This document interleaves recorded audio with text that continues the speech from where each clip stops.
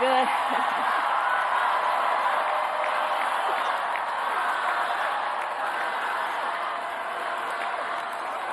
Good afternoon, everyone. Good afternoon.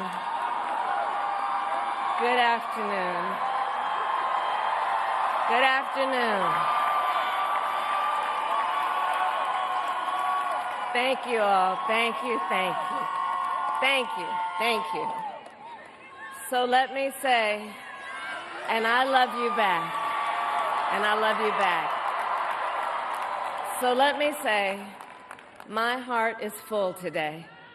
My heart is full today, full of gratitude for the trust you have placed in me, full of love for our country, and full of resolve. The outcome of this election is not what we wanted, not what we fought for, not what we voted for, but hear me when I say, the light of America's promise will always burn bright. As long as we never give up, and as long as we keep fighting.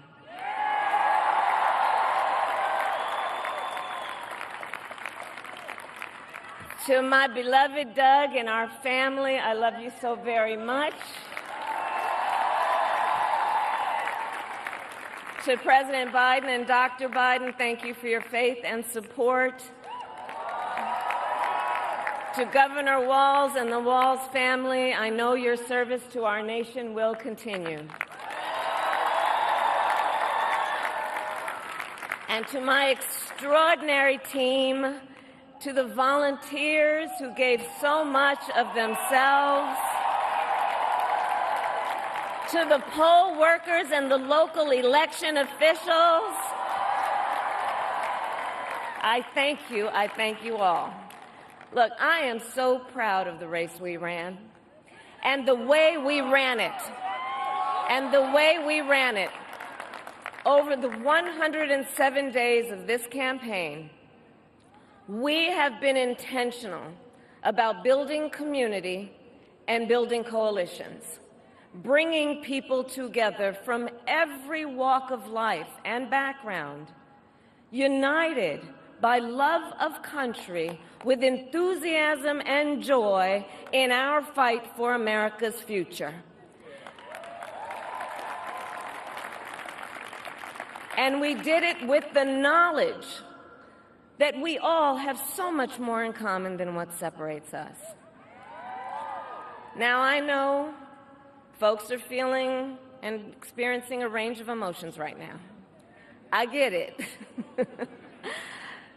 But we must accept the results of this election. Earlier today, I spoke with President-elect Trump and congratulated him on his victory.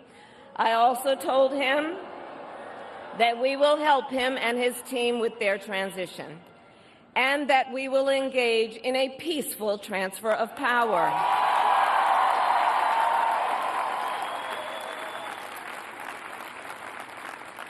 A fundamental principle of American democracy is that when we lose an election, we accept the results. That principle, as much as any other, distinguishes democracy from monarchy or tyranny. And anyone who seeks the public trust must honor it. At the same time, in our nation, we owe loyalty not to a president or a party, but to the Constitution of the United States.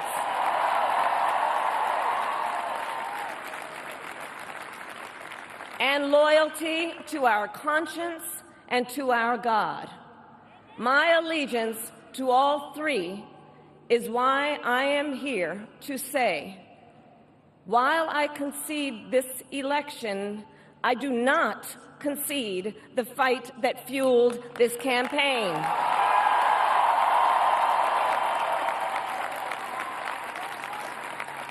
The fight for freedom, for opportunity, for fairness, and the dignity of all people, a fight for the ideals at the heart of our nation, the ideals that reflect America at our best. That is a fight I will never give up.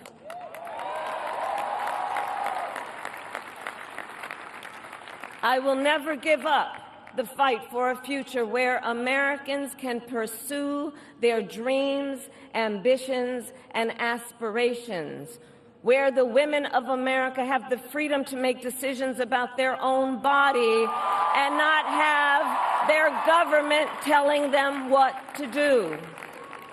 We will never give up the fight to protect our schools and our streets from gun violence.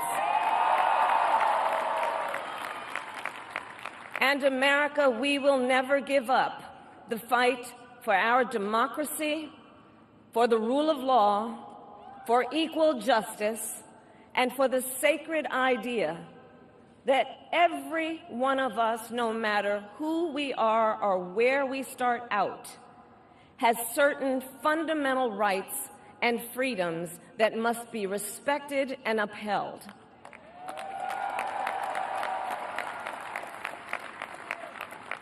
And we will continue to wage this fight in the voting booth, in the courts, and in the public square.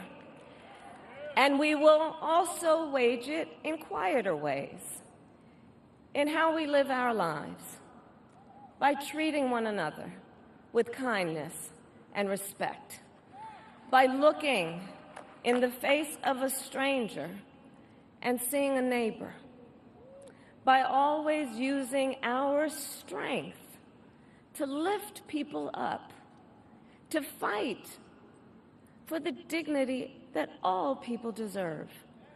The fight for our freedom will take hard work, but like I always say, we like hard work. Hard work is good work. Hard work can be joyful work. And the fight for our country is always worth it. It is always worth it.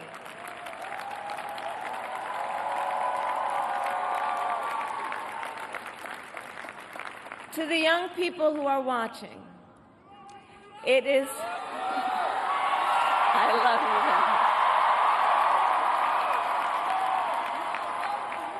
you. To the young people who are watching, it is okay to feel sad and disappointed, but please know it's going to be okay. On the campaign, I would often say, when we fight, we win. But here's the thing. Sometimes the fight takes a while. That doesn't mean we won't win. That doesn't mean we won't win. The important thing is don't ever give up. Don't ever give up. Don't ever stop trying to make the world a better place. You have power. You have power. And don't you ever listen when anyone tells you something is impossible because it has never been done before.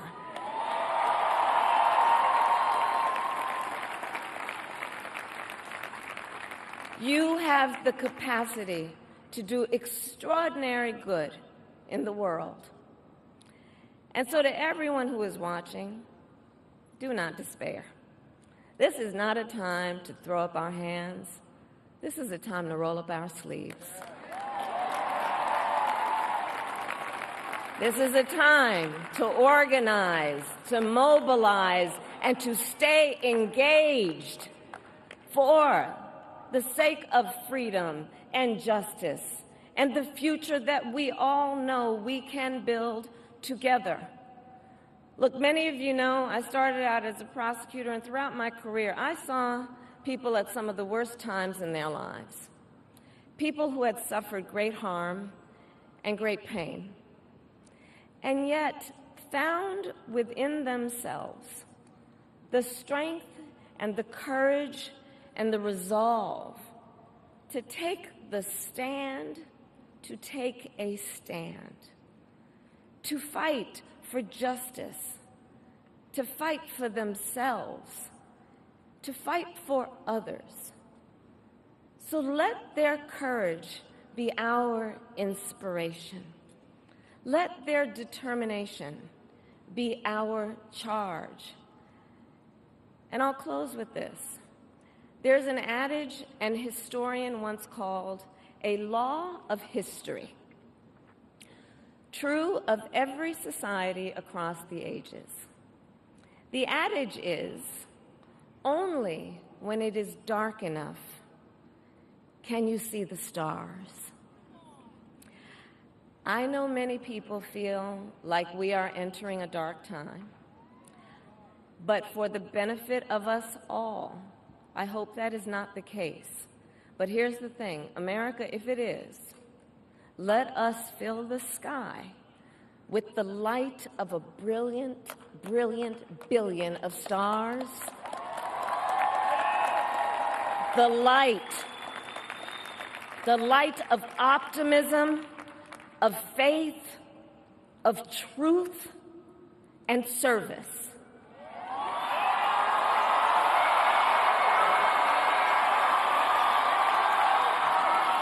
HU. And may that work guide us, even in the face of setbacks, toward the extraordinary promise of the United States of America. I thank you all. May God bless you, and may God bless the United States of America. I thank you all.